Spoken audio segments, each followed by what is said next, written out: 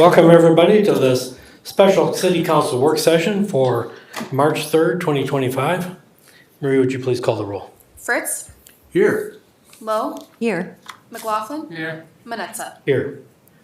This evening we have two presentations. First, we'll hear from the Future Prepped presentation from the kids who have been working on our downtown for us. Later, we'll hear a Coast Guard presentation. First up is Future Prep. Dana, would you like to introduce this? Sure, happy to. So the city of Grand Haven has participated for a few years now with the Future Prep program. And this year, and I'll explain a little bit about what it is exactly for council's reminder and for the public. But this year we've partnered with the Main Street DDA on a driving question that the students would be working on for the downtown. So Future Prepped focuses on bringing relevance and design thinking to students. By providing experiences with community and business partners, students explore careers, work on leadership skills, and prepare for their next steps. Within Future Prep, students have the opportunity to solve a real-life challenge with a local business or a community partner. And this year, the Main Street DDA and the City of Grand Haven contemplated a variety of questions. And what we asked them to take a look at was what strategies and tools can the City of Grand Haven Main Street DDA create and implement to attract and retain resilient businesses, connect property owners with new businesses to strengthen the downtown, and assist small business owners with succession planning. So it's quite a task that they were asked, and they have worked diligently with the city, meeting several times a week here at City Hall and in the downtown, meeting with community leaders, with downtown business owners, and they've worked very hard the past few months to prepare and come here tonight, culminating this project and present to you all this evening. So I'm going to turn it over to our student presenters and let them share what they would recommend to the city. Come on up. Someone want to take the clicker? Just the Okay. First off, thank you for the opportunity to speak in front of you today. We greatly appreciate it. We are a group of Grand Haven High School juniors and seniors that are working through a program called Future Prep, and we are going to be presenting on our solution to the driving question given to us by the city. Could you tell us your names as you come up? Yeah. I'm Alex Dumbrell. Thank you. I'm Michaela George. You gotta come up to the microphone. I'm Michaela George. I'm Addison Porter. I'm Lila Smits. I'm Olivia Venema. I'm Grayson Chamberlain. And I'm Rita Anguiano. So our driving question, like Dana already said, what strategies and tools can the City of Grand Haven and Main Street DDA create and implement to attract and retain resilient businesses, connect property owners with new businesses to strengthen the downtown, and assist small business owners with new succession planning? And with everyone that we've talked to before, they've all said that it's a really big question, and we agree. So to kind of simplify it, what are some ways that we can strengthen and unify our downtown? So we're going to be talking about a lot throughout this presentation. So we came up with an acronym to help you guys use as like a tool to reference back to. We came up with MEP, stands for Marketing, Events, People, and Planning. So marketing, this is just going to kind of summarize the main things that we see in Grand Haven. Marketing, we aren't really seeing enough marketing for our events and for kind of like our city in general a little bit. And then events, we kind of have few events here in Grand Haven over the past few years. And again, there's not really enough marketing for them. People of Grand Haven fuel everything here, so we want to make sure that we're providing them reasons to come downtown and support our local businesses. And planning, which was mentioned in the driving question, we want to make sure that businesses have succession plans. We talked to the Toasted Pickle owner and the Pump House owner, Jim Avery, and the new Lucky Bucket restaurant. And he said that he's been training his employees to kind of take over his businesses. And we think that if other businesses like took this on, then it would benefit them. This is a list of people that we've talked to. You may recognize some of these people: DDA members, business owners, city managers, city planners. And so we've heard a lot of different opinions from everybody, and we want to make sure that everybody that we've talked to is feeling seen and heard and know that we want to do our best to help them. So it took a lot for us to kind of come up with a solution since we heard multiple different things. So we want to make sure that everybody feels appreciated throughout this pitch. So after COVID, we kind of saw that the communication between the DDA and business owners kind of was lacking, which happened in other downtown areas too.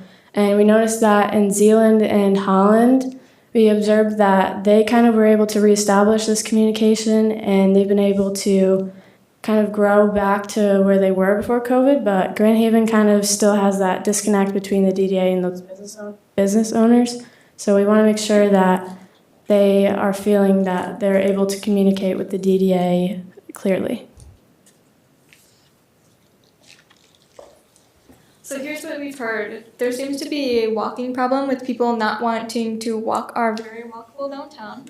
And there also seems to be problems with parking, where people don't want to find parking or can't find parking beyond the storefronts. We've also heard that there are some real estate problems within our downtown, and rent is really high right now. So that's kind of preventing business owners from moving into these vacant spaces that we're seeing. And then we've also heard that there are not enough housing for long-term workers. And then we also know that building owners can really do whatever they want with their properties that they have in our downtown. For example, the jewelry store on the corner, the man lives in Florida right now and he's not really doing anything to renovate it or to update it.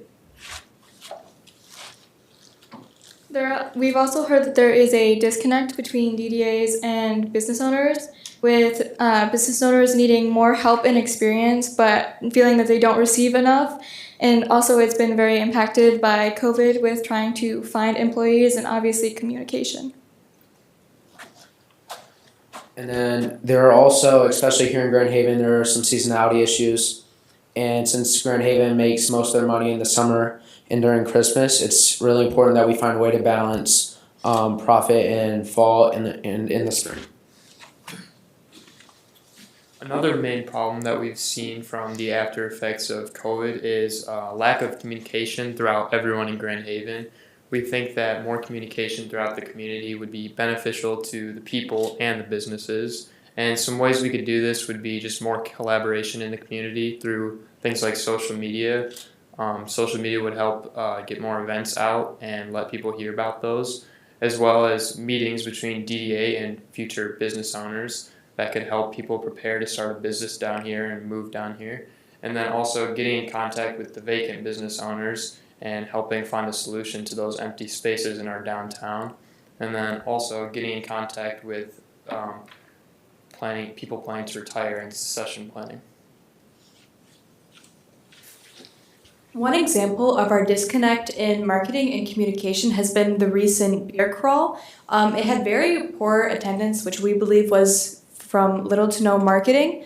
From what we found on a Facebook page was a small post saying that a handful of people were interested, but only a few attended, as well as from the research we grabbed that only one of the collection of businesses contributing in the beer crawl put up posters for it. And that was our poster for the Michigan Beer Crawl. In comparison to one of the more successful growing downtowns, New Zealand, their poster is very colorful, and they're also planning months in advance for something that's going to be a big deal. So some solutions we came up to combat this could be an increase in advertisement and marketing, such as billboards, or increased social media use for promotion. Since we are living in a now digital world, it would be beneficial to have more media advertisement, such as Facebook or Instagram. We know that some of those are already around for the Grand Haven city, but getting more businesses on there and getting everyone to come together as a community to get on those posts or just get involved in some way would be very beneficial. We could have more events during the fall and spring that would get people downtown. I know we have Wine About Winter. I heard that we used to have an event called Frozen in Time. Pre-COVID, we had events almost every other week, and they were pretty well marketed. It got a lot of people downtown, and if we did that again today, it would very much help our dwindling downtown population.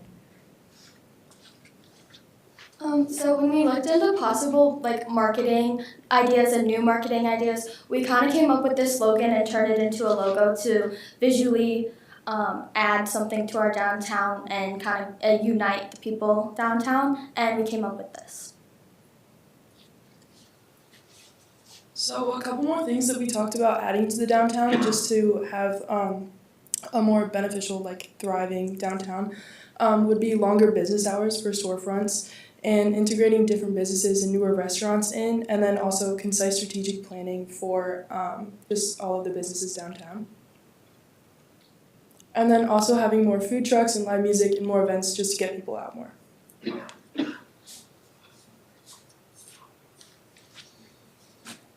So as a group, we kind of generated a list of things that we'd want to see in the vacant areas downtown. So we came up with a lot of teen-friendly and kid-friendly activities such as bowling, laser tag, escape rooms, something that would draw people down to the other businesses downtown as well. And as students at Grand Haven High School, we've been downtown, and there's not really much for us to do other than shop and eat, and it kind of becomes repetitive for us, and we just wish there was more things for us to come downtown and do that would draw us there. And we've talked to a lot of business owners too, and they agree that they'd want to see a miniature grocery store, which that could be out of our control, we know that, but we just think it would be beneficial to help with the people staying at the campground and people that stay in the condos in Grand Haven.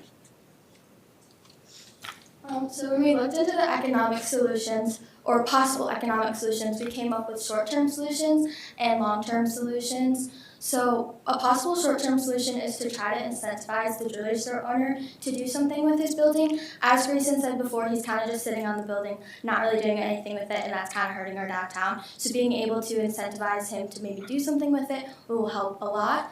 And then when we talked to Jim, he did come up with the idea of a mentoring program, which is where you're connecting these new business owners with previous people who own a business downtown or who have know the reins of downtown and what that looks like, and connecting them with those people so they can kind of get kick-started.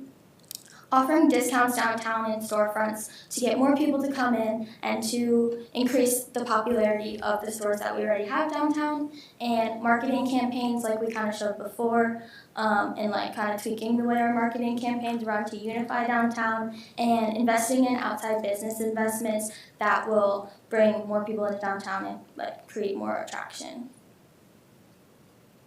And then some long-term economic solutions would be grants and creating successful succession plans and effective budgeting, or maybe tweaking the way that we're budgeting our money right now to create it and make it be more effective. And then giving loans to businesses to kind of help them get off their feet and get kick-started. And then creating tax abatements to be able to have new business owners give more investments into their business and grow their business quicker. And then increasing the DDA's money. We know this is a very challenging task, and right now that you guys have spent a lot of money on the heated sidewalks downtown, but when we talked to Spring Lakes DDA, we kind of learned about the ways that they're structuring their money and how they are getting more money into their downtown, and we think that there is ways to do this. It just will take some looking into and figuring out. So when evaluating our acronym MEP, Marketing, Events, People, and Planning, we used the NUF test. So we decided that it was new or either refreshed, useful, and feasible. We understand that this is a lot to take in, but we really do thank you guys for taking our solutions and ideas into consideration. So hopefully you guys can implement them into our downtown. But what we really want you guys to take from this is our acronym MEP and how we can use marketing and marketing and social media marketing to attract more people downtown and to learn more about these businesses. And then also we need more recognition for events and bringing more people down for events. We'll bring them into the businesses. And then we also need more strategic planning and communication within, whether it's the DDA to the business owners or business owners having a plan for the future and how they're going to make their business succeed. And then our downtown truly does, or we really are driven by the people. So whenever we can get people down and into our storefronts, it really makes our downtown better as a whole. So we really do thank you guys, and special thanks to Ashley and Dana for their continuous support, and it's really made us grow as a team. So with that, do you guys have any questions? Well, thank you very much. That's a lot of work.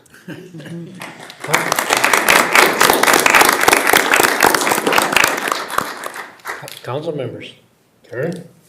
Yes, first of all, thank you all. It's a very nicely organized presentation, and I appreciate all the time that you all spent in pulling it together and trying to break it down into some specific takeaways. There were a few things, though, I had some questions on that really intrigued me. I'm going to zoom to your business ideas, because some of these are new to me, and forgive an old girl here, but bowling, football, bowling, I had to Google that, but I'm like, some of these ideas. I mean, I think one of the most valuable things here truly are these business ideas, because I think we do need a younger generation telling us what are the things that would draw you and your family, or you and your friends, down here. And so there were several on here that I was like, talk to me about these. So bowling, rage room, and roller skating. I'm really psyched about that. So maybe you can get into. Yeah. So bowling, I believe they have it in Muskegon. It's bowling pins, but you throw a football at it. So it's the same thing as bowling. It's just with a football. And then rage rooms, you have to be 18 for them, but it's like you break things when you're like stressed or mad. I don't know. We all generated these ideas, so I don't know. And then roller skating, it's just something fun that the kids kind of want to get out of their house and do. And a lot of us at our school, at least, I've noticed that we kind of sit at our houses all day. And I'd like to get out of my house and do some of these things and not have to drive all the way to Grand Rapids or Holland or Muskegon. Well, I thought there were some really neat ideas on there. So thank you for putting a lot of thought into that. And the other question I had, or just a statement, I'm really impressed with the idea, especially of the mentoring program, in some way of trying to help pull, new business owners or young business owners up. We have such a wealth of experience of successful business owners who, as you pointed out, are either retiring or soon retiring their businesses. And it would be really nice to, either for the DDA or for the city, to try to help them match up together or get that kind of support, because I think that's really what our community is all about. But those two stood out to me. Thank you. Thank you, Karen. Kevin? The beer crawl, when you looked into that, who in this community was responsible for this and coordinating it? I mean, obviously. I'm not totally sure. From what I saw, there was a Facebook post about it, and then the only business we saw with a flyer out was the Tip of You. Only place to go. but I mean, can somebody answer that, Shanti? I'm sorry, I just want to kind of understand, because it makes a lot of sense. If we're going to have events in downtown, they should be coordinated and marketed. Yeah. So can you tell me what happened? Yeah, hi, by the way, and great job to all of them. They've been fantastic to work with, and I'm really, really excited about this presentation. So specifically about Michigan Craft Beer Crawl, we were a participant several years ago. We are no longer involved in hosting that event. The distributors have taken on that event, and they run it now. So since my tenure here, Okay. in the year and a half, I've not had any coordination Which is with. kind of scattered, there's Yeah. nobody really. Yeah, but, you know, we'd love to bring something like that back, and so we can maybe make it successful. We clearly have a lot of restaurants that could be involved, from what's on the poster, so, yeah, something we just have to kind of match up and coordinate, but. Yeah, you can probably reach out to whoever it was and just say, hey, we're interested if you want us to, you know, do that. I really enjoyed the presentation here, and I know that the beer crawl was not well attended. I have friends of mine that always go to them, and they said that the last few years it's been really down.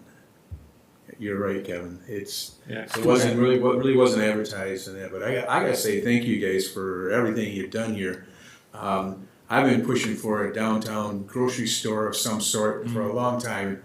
I see it's one of your lists that you have here, so I go, you know, we're building all these apartments and places for people to stay, but in order for them to go, they have to go out into the township and get their food and that. When they're right downtown here, they could buy something.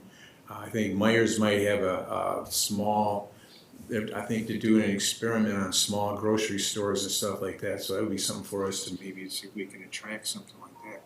So I appreciate you guys bringing all that attention to us.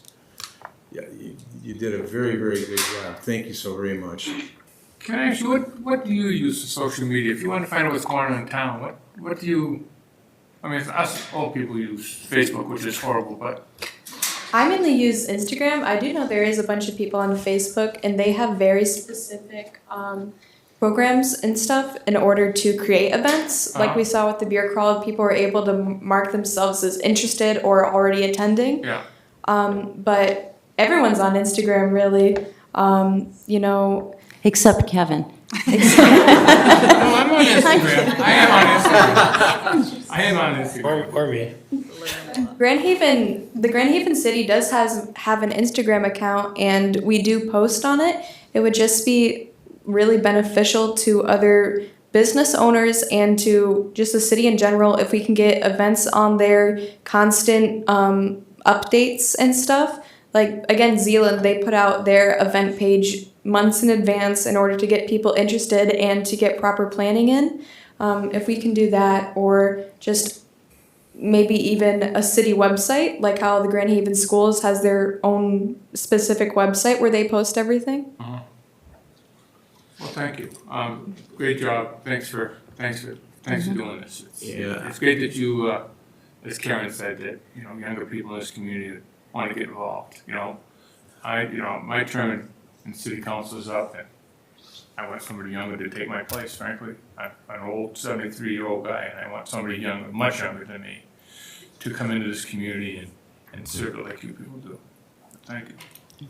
I just want to add, mentoring, I really think that's a great idea of taking some of our older business people that have been down there for a long time, and they're thinking about, there's some of them down there just really thinking about moving on, and that would be nice to have them step up with a new business that comes in, at least let them know ahead of time what the pros and cons would be and help them, guide them in the right direction. Because if you're a new young businessman coming in, you got all these hopes and dreams, and if you don't have a really good plan, if you don't know how the system works in Grand Haven, it's very difficult. But it's really nice if you have some mentors down there to help them along and guide them in the right direction so they can move forward. So I really like this suggestion a lot. So thank you so very much again. One other thing, I'm sorry. One other thing. When it comes to it, I've always thought about it because I spent a lot of time in New York City. A real cool bodega downtown would kill it here. But, it's a matter of getting somebody involved that's willing to take that chance. And to find the right real estate, as you pointed out, real estate is high in downtown. And, there's not a lot of margin in food. But, it'd be great if we could incentivize somebody to open up a bodega, something like that, because I think it would be a lot of people, when they come into town, that's what they're looking for. But thank you for bringing that up, and again, thanks for your work. And I'd like to say that you folks are our future, and it's critically important that we understand what is important to you, and you relay that to us. Because if we don't ask, we don't get. If we don't listen, then shame on us. But you folks bring a different perspective, the interests that you have, the things you'd like to do that would bring life to the downtown, that would supplement what we have and continue it for the future. So thank you for all this work, for all the ideas, for the lists of things. Hopefully that we can stay in touch and have follow-up on this. I'm not sure what the next step would be after this, other than we appreciate all this information, and like anything else that we do, it's always a work in progress and it never has an end point, but it has a progression. Thank you for that. And Have they presented already to the DDA? Or will they be, or not? I don't know if they will be, but they have not yet. It would be great, because I know that you're doing all kinds of strategic planning and focus groups. It would be really nice to make sure that we fold this into all of that. And not just the DDA, but all the business owners. Because, I mean, they even see that there's a split downtown, and that's something you picked up. And, you know, we can't have that. If we truly want to have a downtown that's going to succeed, we have to have a very cohesive group of people that all look the same way. And make sure that we take a vision for this, a strategic plan, as you point out, with the downtown. And I think that's very important. But just not the DDA. It's got to be, if you're going to do a presentation, it's got to be to the whole, invite the whole downtown. If they don't show up, that's their problem. But I definitely think that would be wonderful if you're willing to do that. Thank you. I guess that, yeah, whatever next steps, whatever continuing conversation we can have, we'll work with your managers and with our downtown leadership and try to make sure that we stay in touch and capture these ideas and take them to heart. Any other comments, questions? Anything from Dana or Ashley or Maria? No, I would just add that they're always a joy to work with, and the teacher advisors are very on top of it and very helpful, and we enjoy the partnership, and we'll be looking forward to more opportunities to collaborate. Okay, well, we'll stay in touch. Thank you all. Thank you. Thank you very much.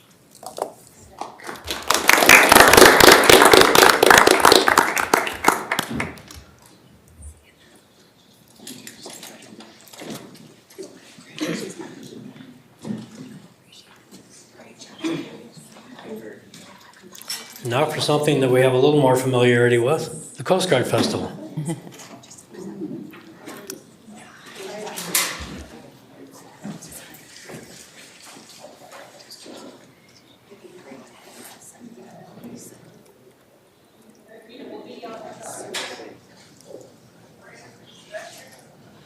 We have some consultation going on? We're switching over. We're just. Okay, did I get ahead of myself? Yeah, we've got a lot of dead space on the air here. Well, that's why I said something. Good evening. Hello, Tracy. Hi. I'm here to talk about the city presentation for the 2025 Grand Haven Coast Guard Festival. With me tonight from the office, I have Annie Lengi, she's our marketing director, and Amy Kazanecki is the office manager. So kicking off the week, the festival's going from the 25th of July through the 3rd of August. You'll note on this slide that the Lighthouse Quilt Guild has extended a day. Festival still starts on the 25th, but just to note that the Quilt Guild will open on the 24th. Tri-Cities YMCA Coast Guard City Run is the 26th, and that is, as always, you can register with the YMCA on their site or find their link to the run on our website as well. Lynn Sherwood Waterfront Stadium, this request is the same as it has been. What you'll note on this slide is all the entertainment for this year.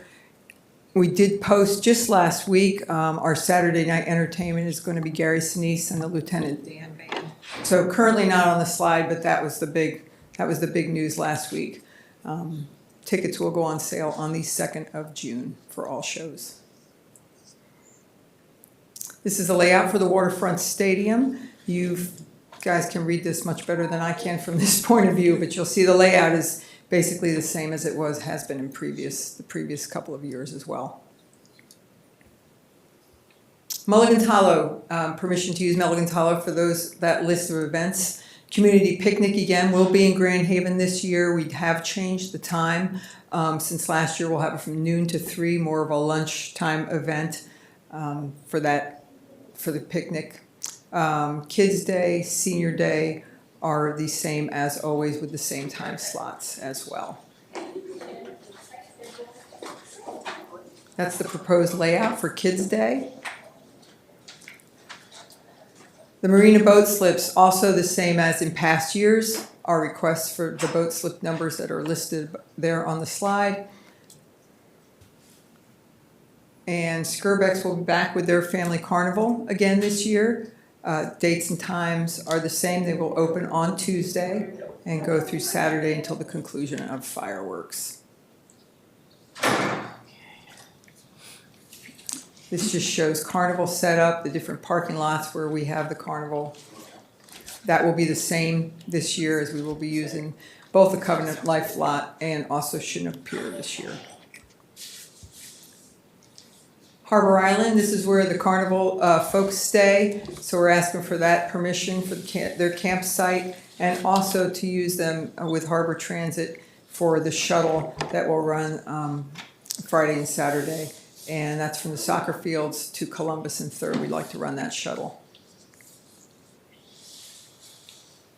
Lighthouse kiosk placement. Our interns will be going out in the city and putting those kiosks out, those lighthouse kiosks with information about the festival. We've been using those for several years, and they're kind of an easy way to find those downtown and take a look at what's posted on those, as well as what we have on our app and things like that. But it's just a nice quick look if you're walking around downtown. Food vendor locations down harbor, permission to use that angled parking, and put food vendor row in the usual spots. Vendor and sponsor booths down by the boardwalk, as you can see, also pretty much the same as last year. Kids Parade, that first Saturday, July 26th. That's the route down Franklin, take a right on First, and then back up Washington around in that rectangle. Grand Parade, also the same route. All the permission to shut down streets and put up the showmobile in front of City Hall, close streets as necessary, and park the convertibles in parade entries. And that's the route. Cardboard boat race, Saturday afternoon, the first Saturday. That remains the same, the cruising car show as well, and the street dance, all the same times and the same days of the week as usual.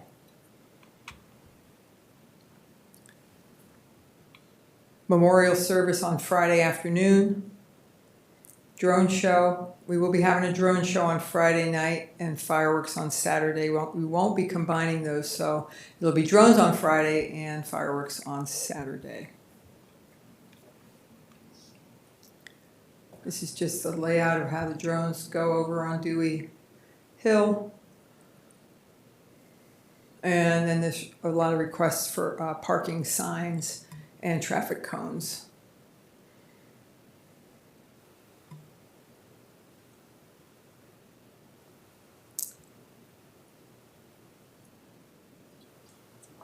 Yeah, there's a lot of parking requests, a lot of parking and cone requests. Again, special requests given to the start for the musical fountain. If we have to stop or pause a show due to weather, lightning, those types of things, we ask for some flexibility in when that fountain show might start if we run into that. There's some requests for porta-johns there, temporary banners and signs on various properties in the Waterfront Stadium, chamber and the train depot, and those requests where we have placed those banners before. So. And there's our Coast Guard City USA. So one of the requests is, you remember the stars from last year. We'd like to reuse those this year by attaching them to the top of the Coast Guard City letters, which means that there will not be any additional stakes in the ground. The stars will be put in a wave motion across the top of Coast Guard City and attached to those letters. That's it. And that's it. So really no major changes from. No big changes. The one change we did have, we will be doing the Walk of Coast Guard History at at the dinner Thursday night. Oh, okay. So that's one, that is probably the biggest difference. We will not be out in front of City Hall Friday afternoon at noon time. So we're going to take that to the dinner Thursday night. Okay.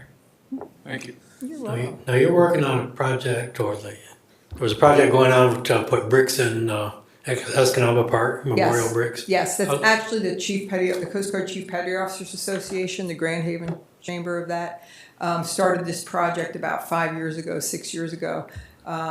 This will commemorate every Coast Guardsman from our predecessor services, which is the Revenue Cutter Service, the Lighthouse Service, and the Life Saving Service, and the Coast Guard, who gave their life in the line of duty, in the performance of their duties. So that's names from the 1700s all the way through today.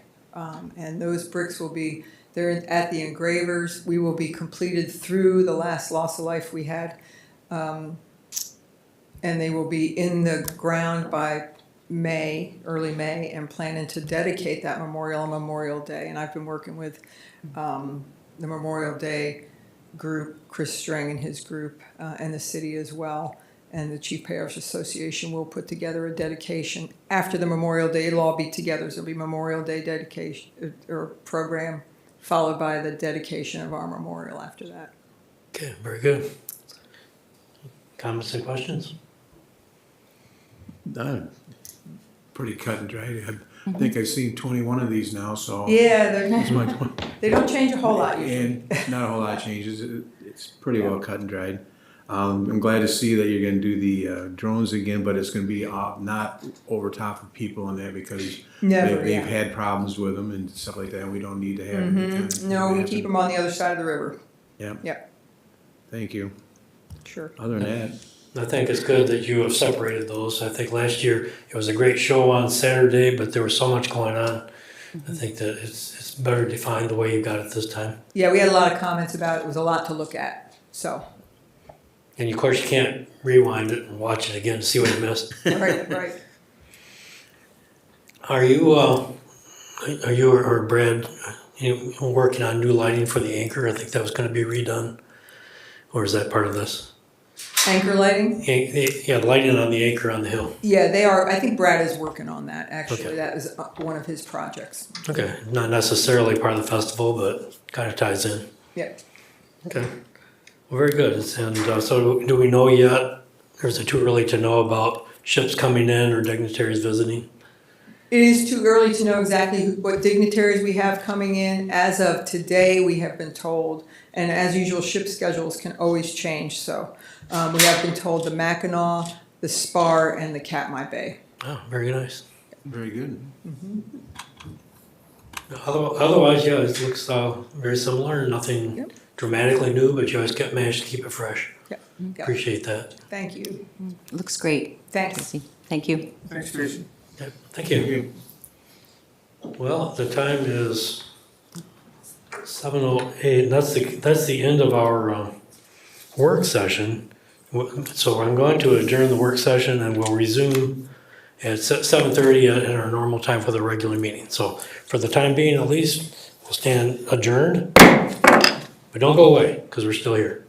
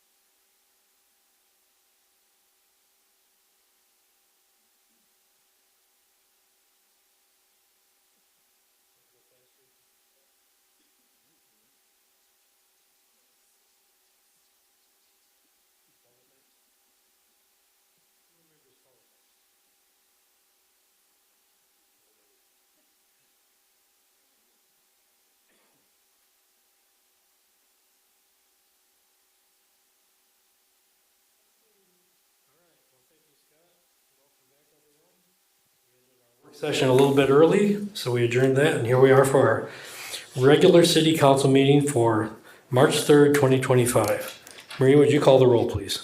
Fritz, Here. Lowe, Here. McLaughlin, Here. Manetza. Here. Our invocation this evening is by Pastor Michael Hughes of St. Matthew Lutheran Church. Please rise, remain standing for the Pledge of Allegiance. In the name of the Father, and of the Son, and of the Holy Spirit. Amen.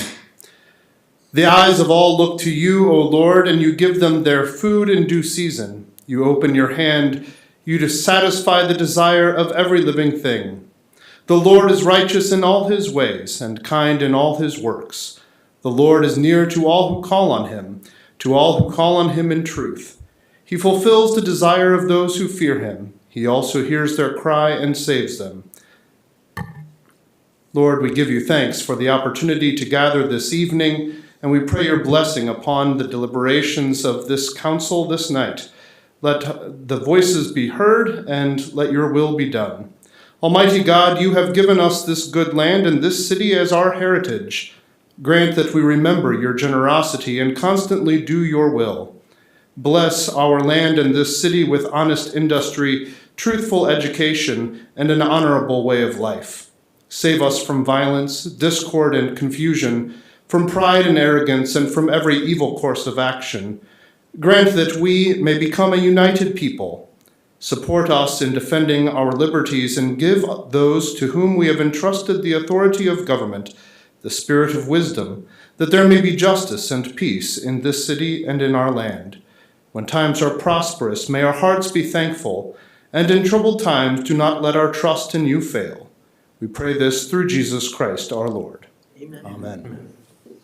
I pledge allegiance to the flag of the United States of America and to the republic for which it stands, one nation, under God, indivisible, with liberty and justice for all.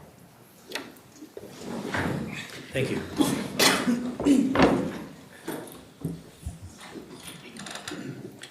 All right, tonight we have a new appointment to a board or commission.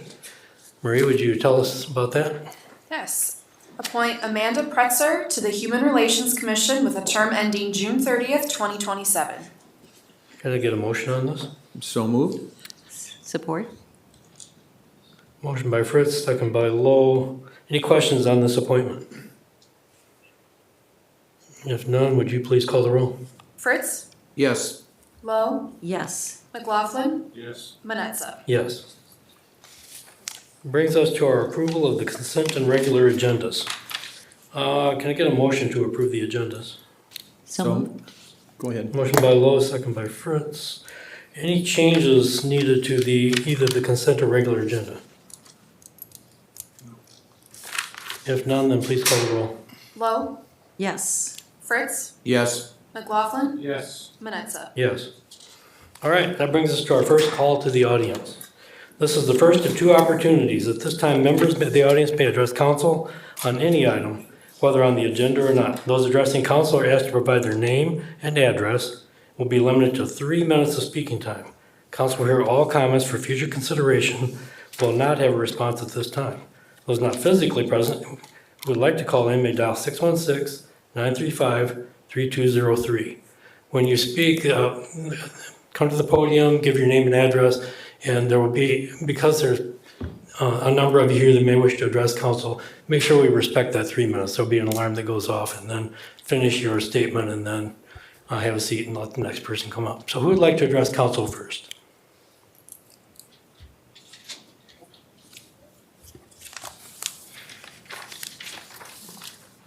Good evening. My name is Julia Norton. I live at 803 Lake Avenue.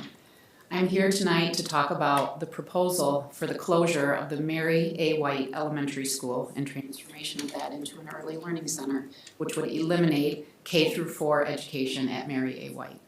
My husband and I purchased our home in the city in the fall of 2022, and we have two daughters, Laurel and Cece, and they are in 3rd and 1st grade at Mary A. White. We have a vested interest in seeing this school remain open as a K-4 elementary school. I think it is important for the city to consider some following concerns regarding the proposed closure of Mary A. White.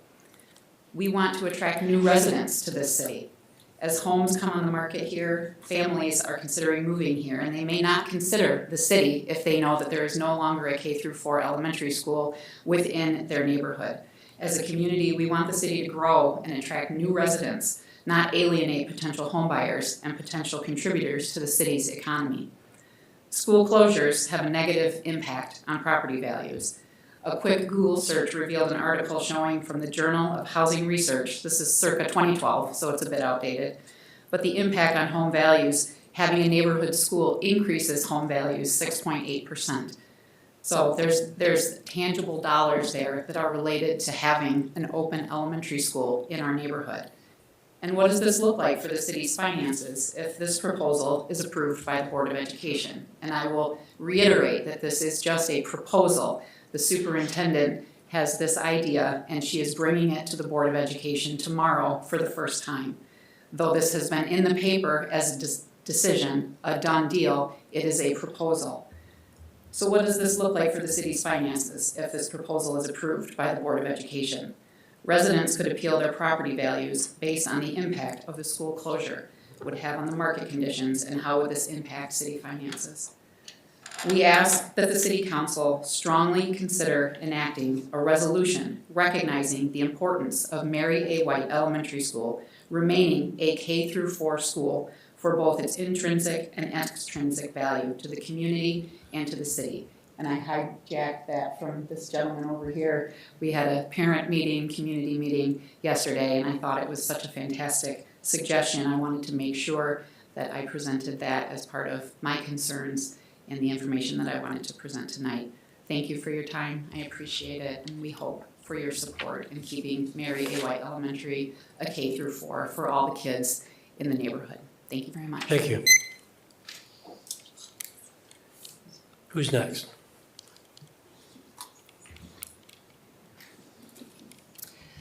Good evening, Mayor Manetza and members of the City Council. My name is Robin Cook. My address is 818 Sheldon. I'm here tonight as a concerned parent and community member regarding the closure of Mary A. White Elementary and the district's plan for an early learning center.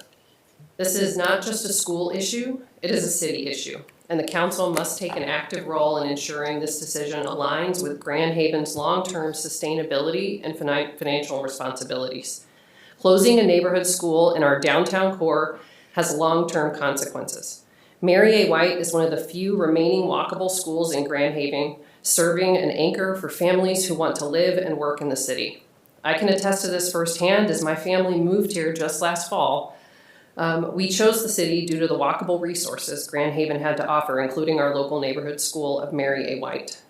Losing this walkable neighborhood school risks pushing young families out, impacting home values, further exacerbating the district's decreased enrollment, and making our city less accessible for those who do not have means to transport their children across town. A thriving city needs a thriving school, and this closure puts that balance at risk.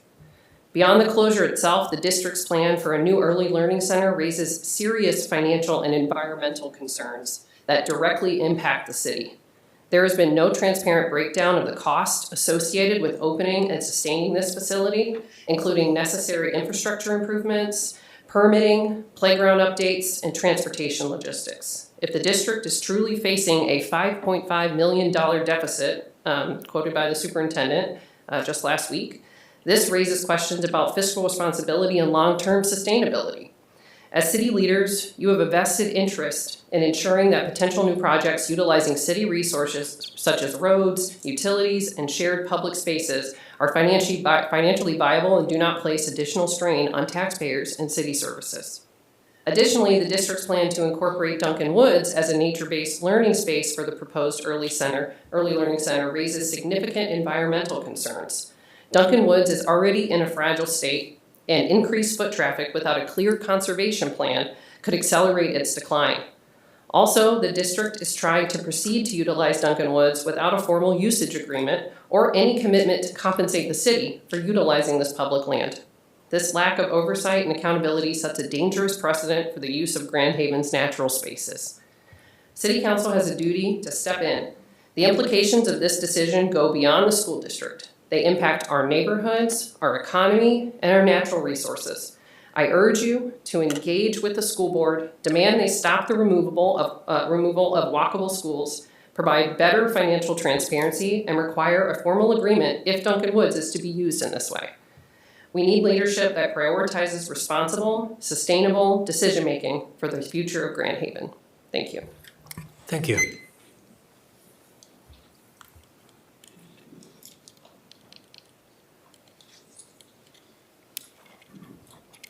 Hi, my name is Julie Norkley. I live in Grand Haven Township.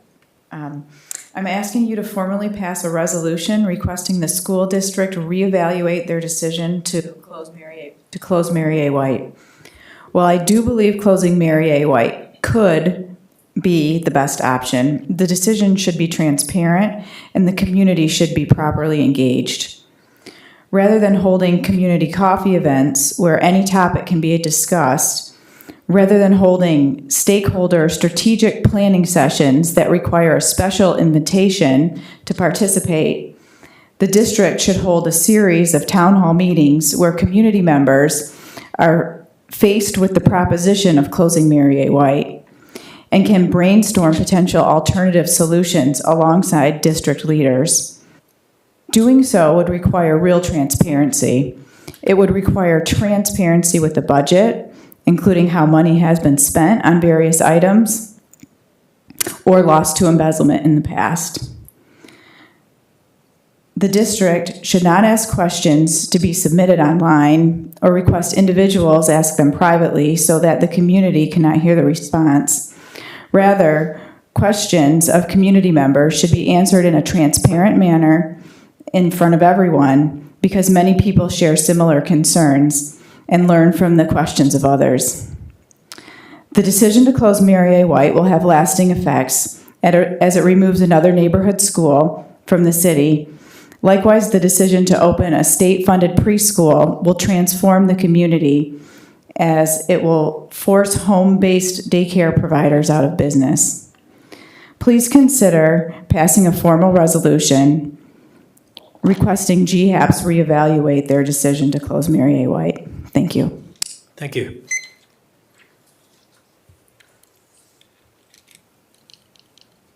Who's next?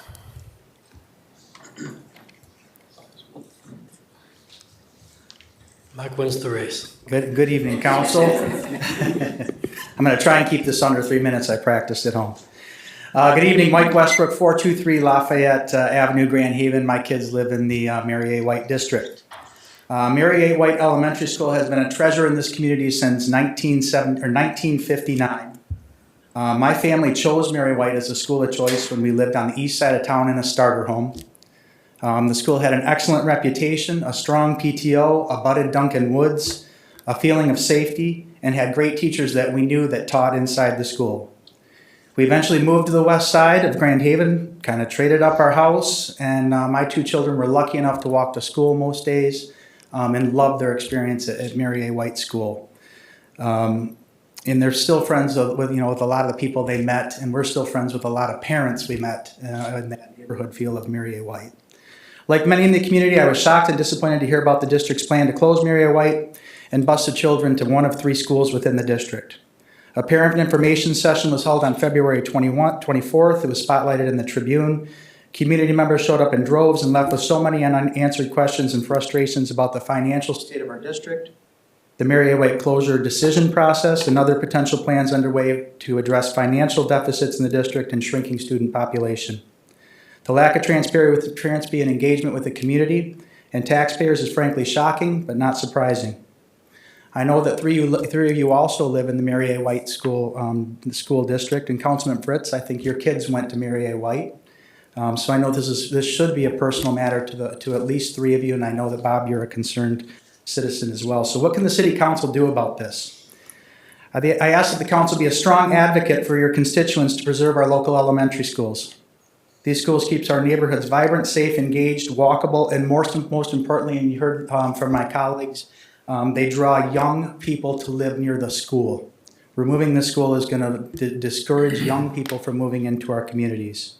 City Council could establish a subcommittee or request meetings with GHAPS to provide valuable input to the devastating impacts that the closing of the local elementary school has in our neighborhood.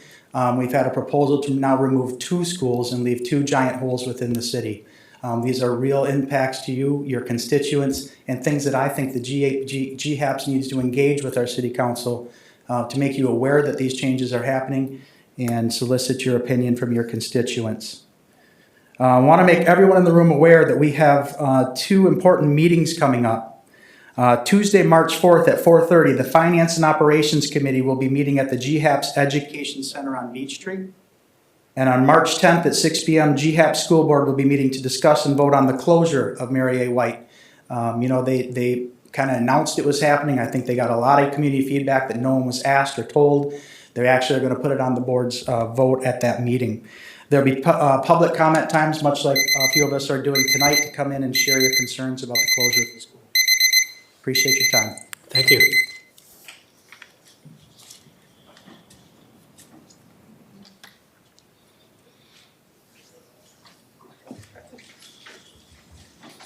Good evening, Adam Reese, 17082 Buchanan Street. I don't really have anything specific to address the council with. I just have a new event on the agenda, so wanted to be here, say hi to everybody, put a face with the event just in case there's any questions. So appreciate what you guys do. Thank you. Okay, thank you. Don't go away. We'll get to you. Good evening, council. My name's Kathy McNally, and I live at 100 Franklin Avenue in Grand Haven. I'd like to address the proposed fiscal year 2025-2026 fee schedule that our finance director, Emily Green, will present on this evening. Specifically, I object to the proposal to increase the per unit annual fee on short-term rentals from $160 to $540, a 250% increase. As you no doubt remember, this follows a separate 211% increase in short-term rental fees in 2023, which is when council first asked the finance director to analyze the city's costs related to our rental permitting and inspection program and set fees based on them. The council has long been interested in increasing short-term rental fees to raise revenue for the city, but has been and remains constrained by state law. The challenge is in assessing any user fees for city services, including rental permits and inspections, is that under Michigan law, such fees are limited to the city's fair costs. To the extent the fee the city charges exceeds the fair cost of administration, it is an illegal tax. Council lacks legal authority to levy such a tax under the Headley Amendment and the Michigan Supreme Court decision in Bolt versus the City of Lansing.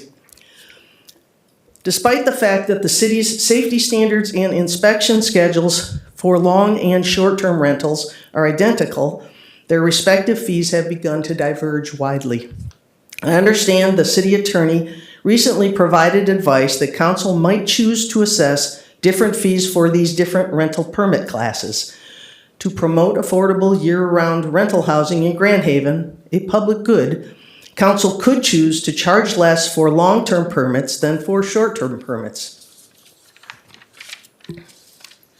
What appears to be happening in this proposed fee schedule, however, is that the cost of short-term rental permits is being exponentially increased as a way to underwrite long-term rental affordability.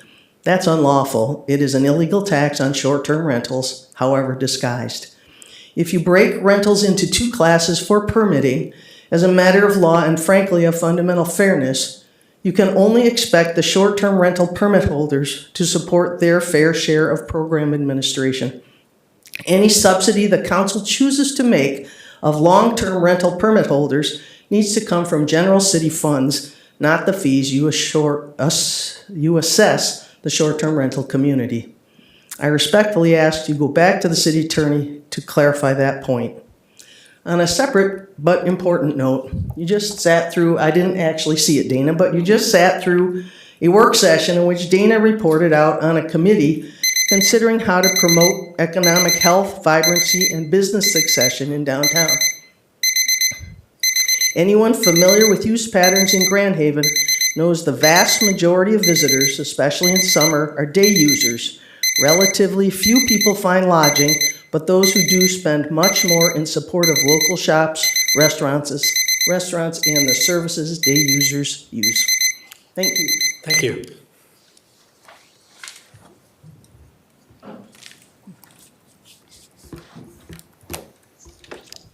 My name is Sheila McNally. I live at 100 Franklin, and I'm here to address also the increased proposed short-term rental fee. I was here at your meeting in 2023 when you made the decision to treat long-term and short-term differently. And I own both long-term and short-term rentals in the city of Grand Haven. And the first short-term rental inspection I had after that meeting, I timed it. And it happened to be 3 of our buildings totaling 11 units. The entire inspection took 47 minutes. If we are found in violation, there's a short report that comes out after that. And if you don't produce evidence that you've fixed or remedied the situation, then either by photograph or by reinspection, there might be some additional time. I calculated that if those same 11 units were re-inspected 3 years from now and that you increased $500 to $540 a unit, it would total $17,820 for that 47-minute inspection. So I just want you to think about the math a little bit when you're looking at that, because it only happens every 3 years, and if you're charging by the unit, it really adds up. Thank you. Thank you.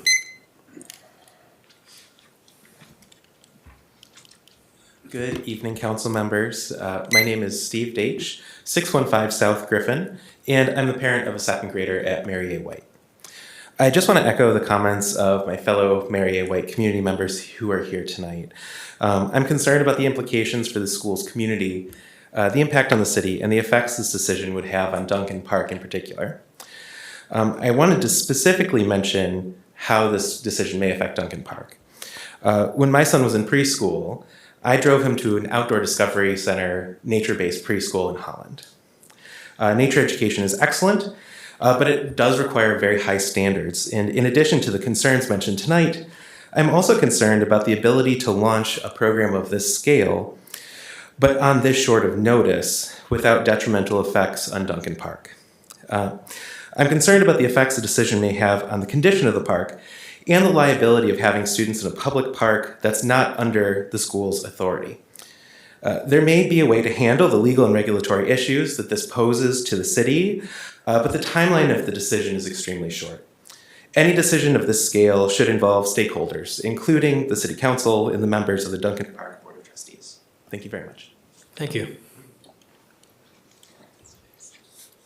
Who's next?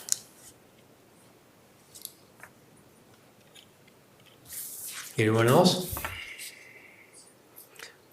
There will be another call to the audience at the end of the meeting, but that'll be after we've concluded our business. If anyone else would like to address council at this point in time, now would be the time. There we go, I got one. Joe Rotunda, 322 Grand Avenue, Mayor Manetza, City Council. Thanks for the time for the comment. I wanted to echo, I guess, the fellow residents of Grand Haven and Mary White community, the importance of the proposed decision and the impact it will have, not only on our children, our families of Grand Haven, but of course on the health of the city in the future. I think Mike mentioned Mary White established in, I think, finished being built in 1958, opened doors in 1959. It's stood up to the test of time. It's been through many different events, and it's been a beacon of Grand Haven for many of the families. I think I went to school, Mike, with your kids. Some of my relationships, Franny and the guy, we went to school together there, and it brought me back and kept me in this community. My wife and I bought our house, put money into it, invested, and now have a first and third grader at the school, and we're very proud of that. And we're proud of the city we live in. And we think that this decision without engaging the community, without engaging certainly the Mary A. White children and families, parents of those children, and of course the city, to make sure that it's the best decision forward for our city and that it's not short-sighted. And so we look for your support and attention to the matter. We think that this could be an opportunity to raise awareness that the best things that have come out of this city and the best things that we have, Mulligan's Hollow being an example, are things that the community invests in and props up. And we think Mary A. White needs that now and needs your attention and support. So thank you. Thank you. Anyone else? If not, I'm going to close the call to the audience. One more. Come on up, come on up. One last one. Thank you very much. My name is Daryl Johnson. I'm at 414 Grant Avenue here in town. I too am a parent of 2 young children, one that currently goes to Mary A. White, and personally our family is in opposition of this proposed change to our school district. And yes, much beyond that, I don't have much to say other than asking for your support in helping guide our community on this topic. Thank you. Thank you. Okay, last call. If you want to address council at this point in time, this would be the time to do it. There will be a second call to the audience at the end of the meeting. But if no one else is coming up, I'm going to close the call to the audience. And we will move on. We will now have a presentation on the 2025-26 fee schedule first draft. Emily? Emily Green, Finance Director for the City of Grand Haven. I've got the slides. This is the first draft of the fee schedule for council review and consideration. Click the next page. Updates as in prior years are highlighted purple, so you see the fee changes, new fees, deleted fees with the remove. And then as we've done last year, we did a deep dive and actually looked at the fees to make sure that the city is covering the expenses with these fees. The only fee really in this fee schedule with significant change are the short-term rental and long-term rental fees. Final fee schedule will be part of the budget document that we will review at the work session in April. I kind of want to give a little more information about the deep dive, how we came up with the fees for the short-term and long-term rentals. I had meetings and discussions with the Department of Public Safety Director.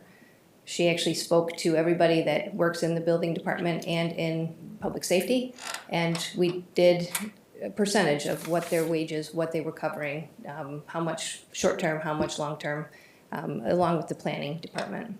So these fees are based on actual numbers of actual employees that have duties responsible for the short-term and the long-term rental program. With the percentages, I have a personnel spreadsheet. I'm looking at the actual costs for that employee, add those up, and then we split that between short-term and long-term. I've got a total number. I have then a total number of units per short-term. If there are a certain number of short-term rental units, a certain number of long-term rental units. So if I take those totals and divide out the units, that's how I came to the number for $540 for the short-term rental units and $125 for the long-term rental units. As I said, the document will be further reviewed at the work session, budget work session in April. I can answer questions if you have any. Questions? Karen? Or anyone? Yeah, I'll jump in. On that specifically, that was the one that jumped out at me. First of all, it is a substantial increase and on top of an increase that we already made in. Now, I will go back to 2023, and I know I was the one that told you I still don't believe you got all the costs because I didn't think you were doing the fully loaded cost of employment, which would include, it was not just, just their salary. And so back then I thought they were low. But right now, where we are, if that is indeed where the actual cost is, that is a substantial hardship on, people who have, and a very sudden one. If that's where this council ends up, what I would like to see is some way of stepping into that as opposed to taking that on all at once, because it's a lot. It's a huge increase, and I realize it doesn't make up for the fact that we haven't been charging what we should have been charging all along, but to do it overnight it's unfair to the people that we would be giving it to. So I would just say that I'm not challenging your numbers at all, but I do think that there might be a more reasonable way to step into what the actual cost is rather than trying to get to that overnight. And that's why we bring the first draft, so we can have discussions. Okay. I'd like to see a spreadsheet on that so I can actually see what the numbers are, because it is quite a big increase. And if you look at that over a long period of time, it's way too much. I like taking baby steps myself, but I'd like to see how you came up with the numbers and see what it is. I'll share that, and then that actually, I think those numbers were provided, but I will share those numbers with you. We'll share that. That's quite a bit of increase. I mean, you only $25 for rental housing for long term, and then you went from 160 to 540. It's quite a bit of increase for short term. Yeah, and I think Is there that much difference in when they go for inspections than it is when it goes for? the number of units is really what it is. Yeah. There are 100 and there. I know, but I'm just saying is that if you have a rental unit, does it take as much time to do a long-term rental to do one unit? Or does it take longer to do a short-term rental Right. unit? And that- Because you're doing $540 for a short-term, Mhm. but you're doing a long-term is only. Right, and what we did, and I guess I'm gonna back up a few years, right? There were several years, probably 10 years, where we charged $40 for short-term and long-term rental fees. And there's no way that that covered anywhere near the cost of actually running the program.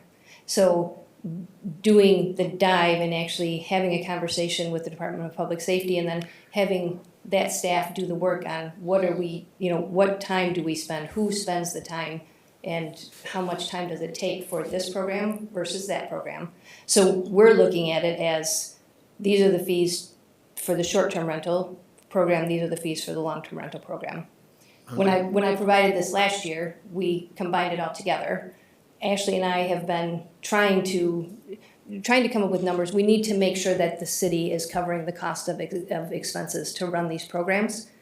And so she asked me, okay, so that's the short term, that's the long term, and then we do the calculation. There are more long-term rentals, and so if you have that fee, you divide it by more long-term rentals, your fee is going to be lower. And so that's the difference between that. Does it take more time to do a short-term rental than it does to do a long-term rental? Right. Is there more work involved for them to go in for a short-term than it is for a long-term? When you do a rental inspection is a rental inspection. It's how I look at it. Yep. And it doesn't matter if it's. I think the long-term or rental short-term. inspection fee is I the just same wanna at know if it's the 75. same or not, if it's the same amount of time they're using for each unit, because we're charging per unit on each of these. I just wanna know what the per unit is and what the time period we have to have. It shouldn't be that much difference. That's what bothers me. Okay. Karen? I was just going to say, I believe what we're talking about is the rental housing short-term registration per unit as opposed to the rental reinspection no-show fee, which is the same for either, correct? It's 75. So we're talking about the differences there. I guess one other question I have is, and I know I asked this a few years ago, but I'm going to ask it again. You did this based on cost, and I understand your logic, but one of the reasons why we asked this too is you did do some benchmarking externally to other cities, and you saw that they were charging indeed a great deal more for these things as well, correct? And that rental fees. And that was one of the things that I guess spurred us to do a deep dive. Yes, the question, Grand Haven Township, $500 for inspection, or for Short-term registry. rental, right. Saugatuck, $525, Douglas, $500, South Haven, $600 for business. Right. And I think when we first saw those numbers, we're thinking, how did they get to those numbers?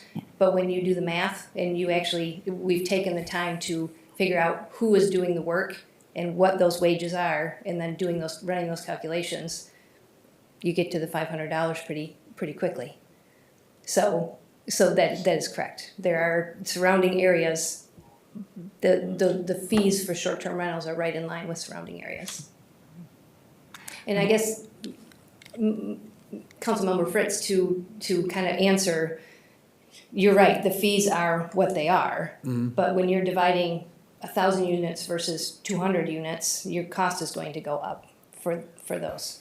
So if we just said all rental units, and then this is the total, and we divide it by the total amount of units, the fees for everybody they would be higher for long-term and lower for short-term. But last year we wanted to split out the short-term versus long-term. So those are the numbers that we provided this year. Thank you. Kevin, anything? No. Okay. Well, the numbers I saw over the weekend that were behind this, you had a breakout of how many dollars for long-term, how many dollars for short-term, and they were not that much different. It was the total dollars were lower for short-term because there's fewer of them, but it wasn't that big of a difference. And when you divide it by 328, I think it was, short-term rentals, and something like 1,600 or so long-terms, then you get this big disparity. But I mean, to Councilmember Fritz's point, it's counterintuitive. It's not that much more work, and yet because we've made this difference. So I guess my question is, how did we arrive at this difference in the two totals? You have many more hours. I think it was I don't have that in front of me. I apologize, but you had many more hours of certain administrative people on the long-term. On the long term, but a lot proportionately on the short term. Right. So what is it that they're doing, spending more time for the short term because there's only 328 or whatever it was of them? I guess that'd be my question is this truly the allocation of hours? And if so, why does it take that much longer? And is there an efficiency there that we're not thinking about? Sure. I mean, maybe we're incurring costs that could be less. I mean, the $540 is a huge jump.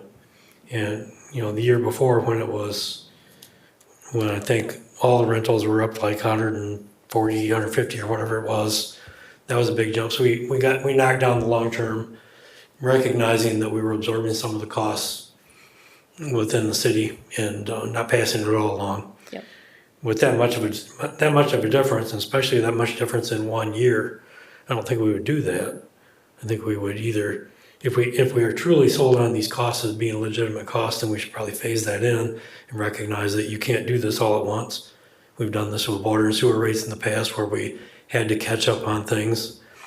But I think we really ought to look hard at those sorts of numbers that you're using and see if there's a reason why almost as many hours or a large number of hours are being devoted to a relatively small number of units. So yes, naturally, when you divide by a smaller number, you're going to get a bigger answer. And so it seems to me like there's something going on here in the background that we're missing that's contributing to this disparity. So I'd like to make sure we have really vetted those numbers carefully. I think that for the city to recover its costs, that's the right thing to do. Let's make sure the costs are good costs, that they were actually needed costs, that they're appropriately categorized. Yep. Because otherwise, I wouldn't support that big jump all at once, whether we got there over a period of years and ended up with this disparity. I think that's a deeper issue that we really need to make sure we're confident of. Right. So that's kind of my take on it. Karen, you want to say more? Yeah, I was just going to jump in because I have a little bit of experience in costing labor and all that kind of stuff. And I think what you're talking about and what some of the residents are talking about two different, methods of cost allocation, as we know. Like you have identified all the costs that are associated with labor costs and fully loaded costs associated time-wise with managing long-term rentals and all the costs, and then you're dividing it by the rentals. They're trying to do if it takes 47 minutes, and this is sort of a cost per hour, and try to build up all the activities, which is a really difficult exercise to try to get everything that you might do for, all those things. So I do appreciate, understand your methodology. I believe it. I just think it's an awful thing to lay on our short-term rental owners, and I think we've got to have a plan to ease into that. We can. I want to see all the numbers and kind of look through that, but I understand the logic and I understand why you went there. And I do believe, just based competitively on what I've seen in other municipalities around us, that it's pretty accurate. It's just a lot to lay. We've got to think about how we transition into that. And again, it's the first draft of I know. and that's why we bring it. Hey, can I bring up something else, Your Honor? Go ahead. I had just a different question. It's really around, and I might just be getting a little bit too focused, but one thing was on, we have different rate schedules, and I see you went really deep for nonprofits. We have discounts for nonprofits, resident, non-resident, nonprofit. There's a difference between, a tax exempt, a nonprofit, 501c, and I think the intent originally, when we started to provide these breaks, for rather than a full rental cost, was to give people a break that were doing something, charitable kind of, as opposed to just any nonprofit. A nonprofit could be my homeowners association, which, doesn't necessarily do anything for the rest of our community.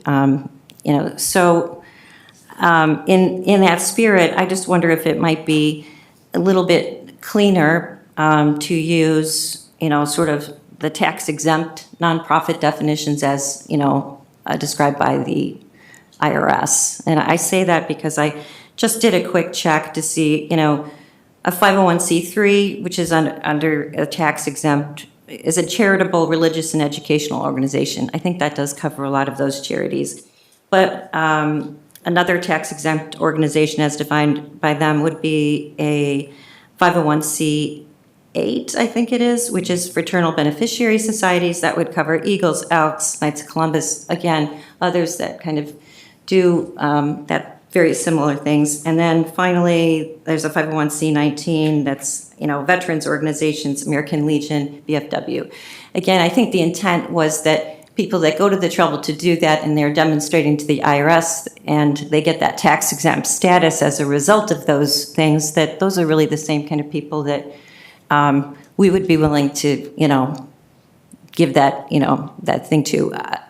I don't want to just, otherwise I feel like we're not really charging anybody the full, price. We'll find a way, someone's a nonprofit, but it doesn't mean that they're doing anything for, for our community or, any kind of charitable. So anyway, I just ask that you consider maybe the language, tightening up the language on that. Maybe we look, again, I don't know if my fellow council members would agree with me on that, but I just wanted to offer it up since this is just an early time that we're talking about how to differentiate. So tie it to the IRS tax exempt, yeah.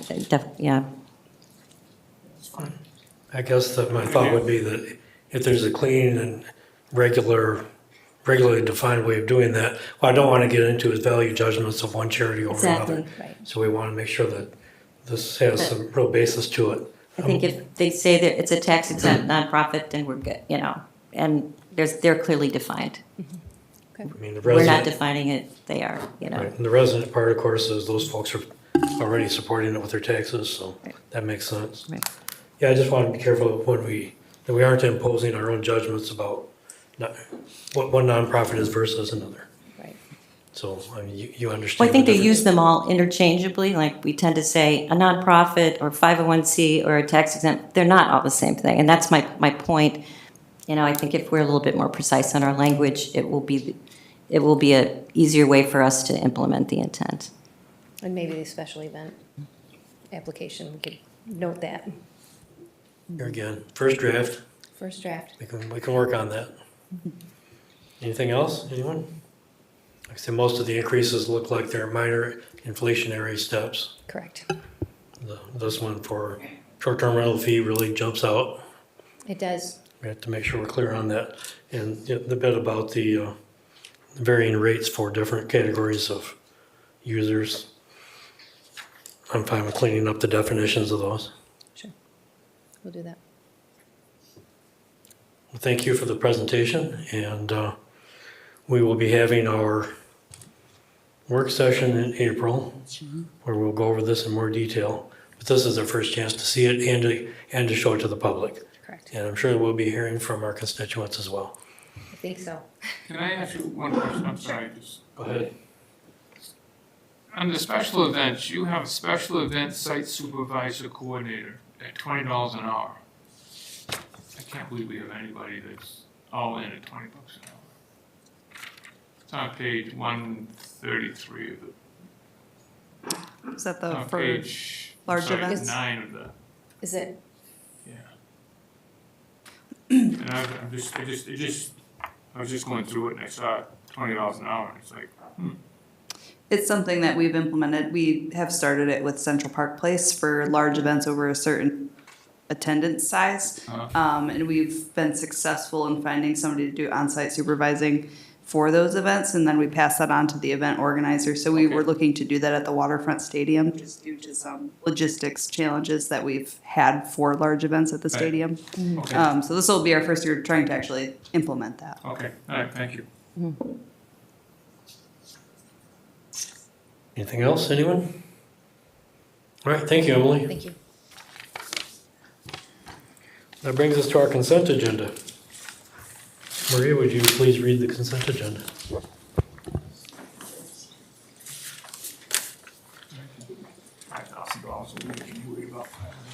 Just a second. All right. All right. A little exodus of some of our audience. All right. Item A, approve the regular council meeting minutes of February 17th, 2025. Item B, approve the bills memo in the amount of $834,128.17. Item C, award a contract for the Beech Tree parking lot project to McCormick Sand of Twin Lake, Michigan in the amount of $220,774, with the city's portion being the budgeted amount of $137,859.86, and authorize the mayor and city clerk to execute the necessary documents.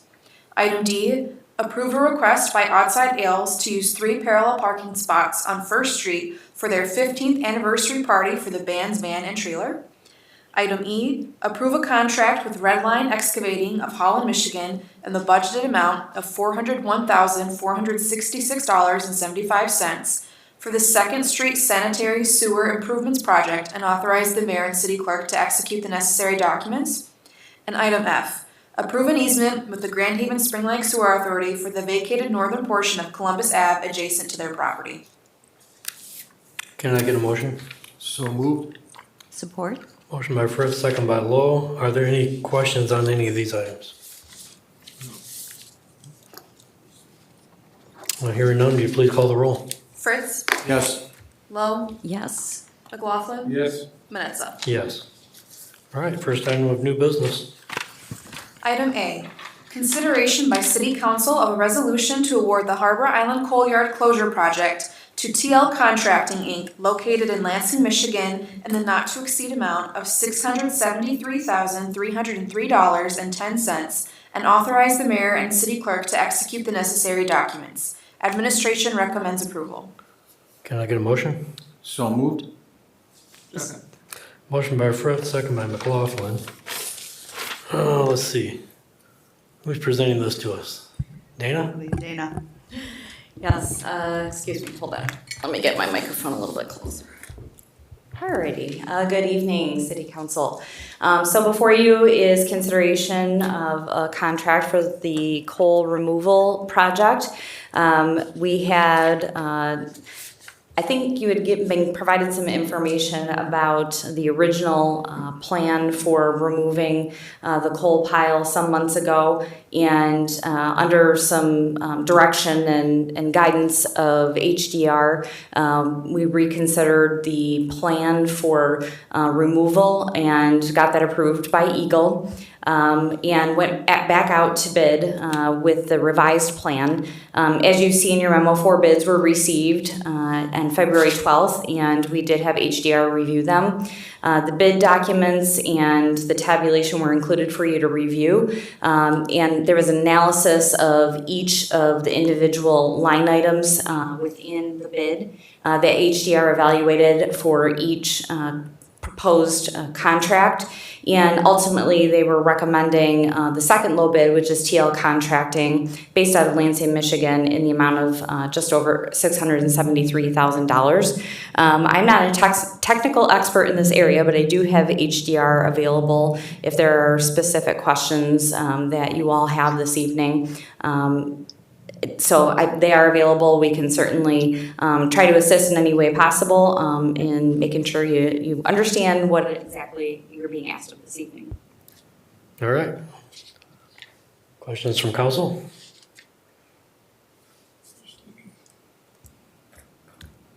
What is the cost? I guess I have a question. We have an agreement with the BLP to make sure that we're in sync on all of the approvals, and I just want to make sure of you guys all in sync. Thank you for asking that. Yep, this did appear on the BLP's agenda prior to coming to council, so they are supportive of the direction. Very good. Very good. Okay, and I just wanted to, one thing, comment that this is one piece of the puzzle for Harbor Island, but it's an important one. The closure of the coal yard is something that's outstanding for some time now. And what's left out there now is a mixture of a little bit of coal, a whole bunch of dirt, some pollution, and important to get it done, cleaned up. Now, this is scraping up what's left and hauling it to a landfill elsewhere in the state. Correct. And this does not include the tipping fees that would have to be paid because we're not sure what those are at this point. Correct. It does not include the tipping fees. My understanding is that the Board of Light and Power is assisting with a contract and an arrangement they have with Waste Management and has already set up the project through their contract. Great. I don't have the total fees though. We won't know until. No, I think it's important to recognize that this isn't a complete cost. This is the cost of getting this material removed, hauled away, and disposed. But there's more to it than this. And again, the method that we shifted to is to create additional cost savings in how we ship it off-site by drying it out over a period of several months. Right, so we're not paying tipping fees on water. Correct. Okay, but the water that when it dewaters itself and drains out, that's polluted water, but it remains on site. But at least we're not hauling it across the state. Correct. Yep. I appreciate the analysis that showed some unrealistic quoting that was going on with the low bid.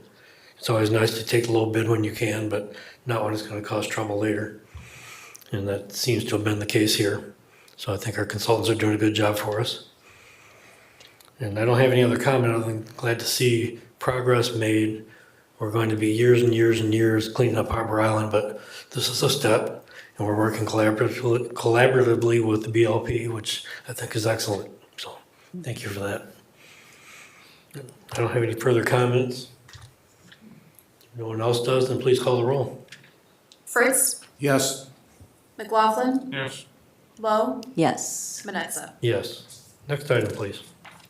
Item B, consideration by City Council of a resolution to approve a new event, Christ is King Festival, on August 23, 2025, allowing use of the waterfront area and waterfront stadium, allow up to a $500 discount as outlined in the city's special event policy, and authorize the mayor and city clerk to execute the necessary documents. Administration recommends approval. Can I get a motion? So move. In second.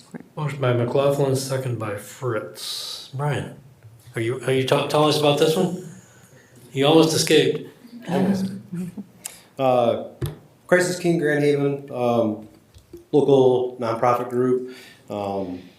They've started by offering alternatives to sports leagues for Christian families in the community. They were really looking for an opportunity to create a festival. We found a really good weekend, late August, I think it was the 23rd. They want to request use of the Chinook Pier area, Marina Lot, and the stadium. They're going to do inflatable games for kids throughout the day, yard games, a couple food trucks, and then wrap up the evening with a small service in the stadium. Okay. Any questions, comments? I assume it's open to the public? Yep. I don't have any questions. Oh, okay. Anyone else? Okay, no, sounds like it'll be a fun event, so. And it'll be a new inaugural event, correct? Correct. Okay. All right. If there are no other questions, please call the roll. McLaughlin, Yes. Fritz, Yes. Lowe, Yes. Manetza. Yes. All right, that concludes our new business for the evening. Brings us to report by city council. Who would like to go first?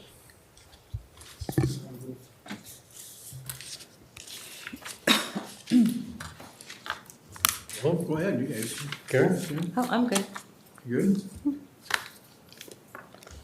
Anything? Mike. Oh, sure, What do I'll you have say to say? something, come on, why not, right? I'll tell you, the weather's been pretty decent. How's that? I've enjoyed it. Last weekend was a nice weekend for us. And I still want to stress that if we have a large snowfall, it'd be nice if we get out there with our plows and at least clear out the large ones if we do get a large, like we did the last time. Because it did turn into ice and it did have some people I know have fallen. So we just got to make sure that we take care of that if we can do that. It's not that much more to do. We have the equipment, we should be able to do that. And especially in a large snowfall time period, because it's very difficult. As we just said about closing of Mary White School, we're going to be turning into more of a senior place, not young like it is. I have to agree with these people. I went to Mary White School. When Central School burnt down, I was passed around town at different places. I went to the Church of the Dunes, and I ended up when they put the addition on Mary White, I went there. My kids went there. My son and then we used to ride their bike. Even though where we live, they rode their bike to school. You go there. We used to have Central School. My daughter started there, and then they did the redistricting, and they went to Mary White. And I think it's very important for us to have a elementary school in an area where we want to attract young professionals with kids, or even people that be able to come here with kids and have a place for them to walk to school. I had that opportunity when I was growing up, and I think it makes it really good for us. And I think as a city council, I think we should really take really good consideration, even though we don't have much say with what the school does. But the thing is, it is very important for us to have it here. I strongly believe in having an elementary school. When they turn into just preschool, it's going to be very difficult, and then they're going to be shipping these kids on buses. And 1st through 4 is really detrimental for them. Yeah, they're going to be going who knows where. So I think we should do something, at least tell them that we're very concerned about our school in our own town here. We need to have something.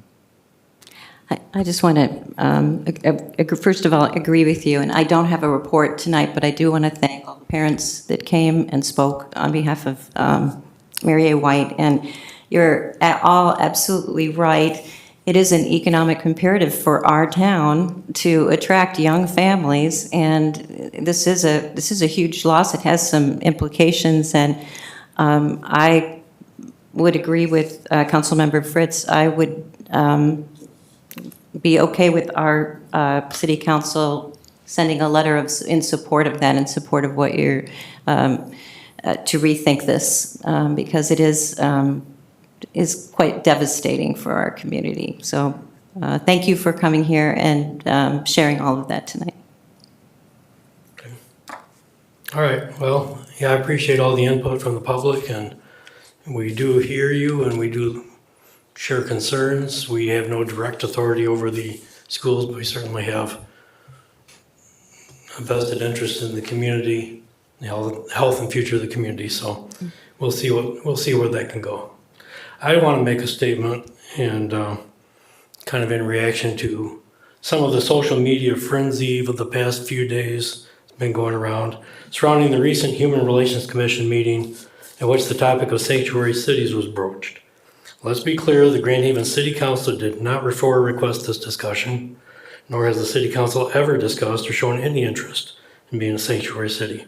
There is no pending resolution here. The city scrupulously complies with all relevant law and with the guidance of our municipal legal counsel. The Human Relations Commission is an advisory body. They're intended to hold civil discussions on a broad range of topics which they see as important to the citizens. They set their own agenda and under Section 20 of the City Code have considerable latitude in doing so. They also have a diverse membership, each with their own individual opinions and points of view. No one should infer that the City Council either directs or censors their work. That's the only comment I'll make on this issue. So, turn it over to the City Manager. Okay. Just to start briefly, I'd ask Assistant City Manager Dana to just give a brief overview or at least update of where we're at with Chinook Pier, similar to how she did at the EDC BRA this afternoon. Well, good evening, Council. So we have had, it's been a while since there's been an update to the public or to City Council directly on the activities relating to Chinook Pier. We have since Copper Rock was selected as the firm to begin discussion and negotiation with regarding a development agreement. We have been holding regular biweekly meetings with the development team where we have been working through the dynamics of the development agreement, and currently Copper Rock is considering and working through with their legal counsel the details of the agreement. We've submitted a draft for their consideration, and we're waiting for them to then respond to our initial draft. But they have been working diligently on it as well, and we've been meeting bi-weekly, as I noted, a team of us working through some of the individual complexities of the site, talking about next steps, site plan, working through users of the site, and really working as a collaborative team with Copper Rock on doing the due diligence that's necessary before bringing both the development agreement, the site plan, and any incentive request forward for consideration. So we just wanted to let you all know and the community know that work is continuing on behind the scenes to present new information as necessary for that particular project to move forward. And currently, it's very tentative, but we're still tracking on a groundbreaking this calendar year. So a lot of things need to align first and certainly get through all the approval processes, but we're all committed to seeing this project through and coming to fruition. So it's been a great team effort, and Copper Rock's been a great partner to work with to date, and we're looking forward to bringing you the development agreement soon. Thank you. Is there no surprises as you're going through the agreement from what we saw out of the gate? At this point, no. We had submitted an initial development agreement for discussion by Copper Rock staff and their legal counsel, and they have not indicated any concerns at this point. But we, talk regularly, so we've asked them to please, if there are things that we need to work through, we do that together, and they certainly are doing that. Just didn't want any surprises. Thanks. Okay. And then if there are no additional questions on that front, I just wanted to put a reminder on here, and for members of the public who are listening, we'll have a draft of our capital plan. As we do annually, we phase kind of the layout and rollout of our budget process. So the capital plan will be on an upcoming agenda as a first draft review, but the budget in its complete package will come before you at the budget work session, which we will be holding on Tuesday, April 15th at, I believe, 6:30 p.m. So just a reminder of that date and time, and it's another opportunity for members of the public to provide feedback on our budget process. All right. And that is all. All right, thank you. So that brings us to our second call to the audience. At this time, members of the audience may address council on any item, whether on the agenda or not. Those addressing council are asked to provide their name and address and will be limited to 3 minutes of speaking time. Council will hear all comments for future consideration, will not have a response at this time. Those not physically present who would like to call in may dial 616-935-3203. Who would like to address council this time?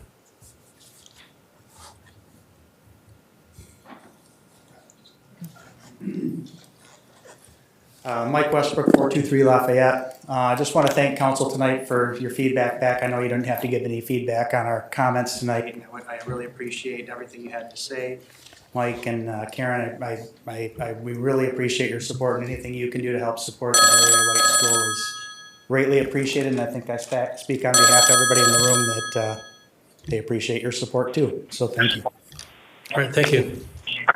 Must have one on the line. Yes, good evening. You are live with City Council. Could we have your name and address, please? Yes, Mike Weaver, 637 Lake Avenue. Couple quick things I wanted to quick go over. One was the Mary A. White. I would strongly encourage the city to push to keep that open. That is our last elementary school in the city. I believe we've got, we've been putting on hundreds and hundreds of new units in the city, and those people will have some children. And it's going to be important to keep at least one elementary school in our city. So Mary White's a great school, great location, safe to get in and out of, right next to the hospital. So I would strongly encourage the council to put a item together, draft, to do that. That's number one. Number two, I've been driving around a fair amount around town lately and noticed the poor condition of our roads. I don't think I've seen this in decades, but I know the road I live on, Lake Avenue, is really falling apart fast between Woodlawn and the beach, and it doesn't look like it's going to hold up much longer. And then I was really appalled at the condition of Robbins Road. So I guess I'd like to see our capital plan for roads put out there, so people can make sure that the city is investing in our infrastructure the way they should. The third thing is the rental fees. I disagree with how the calculations were made. The $540 per unit. We have a 5-unit apartment building. The math I did on that is going to be somewhere between off the top of my head, somewhere between $7,500 and $8,000 for our one building every 3 years. Takes less than an hour, so it's going to be about a $7,500 to $8,000 fee for a 1-hour inspection. That sounds exorbitant. It is, and the calculations, the way I heard it, were problematic in that. I would say if you take that down to 10 short-term rentals and do the math and divide it up again, it'd be 10,000 units. So I think the math is basically not being used properly. All those units cost and take about the same time on average. So anyways, I'd like you to, and it sounds like you're paying attention to that. But anyways, all of those are the things I wanted to bring up, and I think I'm at my 3 minutes. So thank you very much. Thank you, Mike. Anyone else? Here's one. I'll try to follow. Be careful now. Tony Sicantelli, 608 Washington. And I just had a few comments about the fee schedule and the short-term rental. I'm glad that it was just a draft and something that that the city will take into consideration some of the comments about things and to kind of look at. I'm encouraged by some of the council members' comments, as far as just the severity, the aggressive increase that at the very least, done more gradually. And I guess I don't know if those if the work session in April, can citizens go to that? Okay, so understanding a little bit more about those numbers, because I don't think it's, because I think of that sometimes too with inspections, you know, as far as like how much time someone's there and kind of what the fee is and stuff. And I do understand that it's not just for that. It's all the stuff behind the scenes, right? There's a lot of other things that kind of go along with it. But like how much, you know, like, is there that much, or is that, you know, subsidizing something else of their staff, you know, salaries or different things, or, you know, that type of thing. The other thing about, I mean, you would think, you know, these other communities, if they're at $500-600, it's like, hey, you know, that's what we're going to kind of do.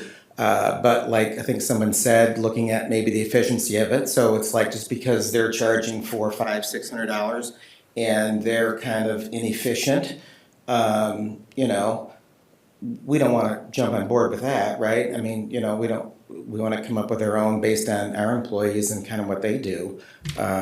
So I don't, you know if we want to charge the same just because somebody else is charging that amount, but that's basically it. You know, I just think that was pretty, you know, after I read that, you know, I passed out, and then I got up, and then I, you know, came to and said, you know, this doesn't, something's looking at this differently, you know, than I am, you know, but that's it. Thank you. Thank you. Anyone else? If not, I will close the call to the audience. And at this point, I will entertain a motion to go into a closed session. We're going to go into a closed session to discuss labor negotiations pursuant to section 15.268, closed sessions of the Open Meetings Act, section 8(1)(c). So at this point, I would. And I'll second it. Okay, motion by McLaughlin, second by Fritz. Let's go into closed session. And we call the McLaughlin? roll. Yeah. Fritz? Yes. Lowe? Yes. Vanessa? Yes. All right. She's asking me something. Yes. It is a yes, right? It is a yes. It is a yes. That was She's it. asking me something.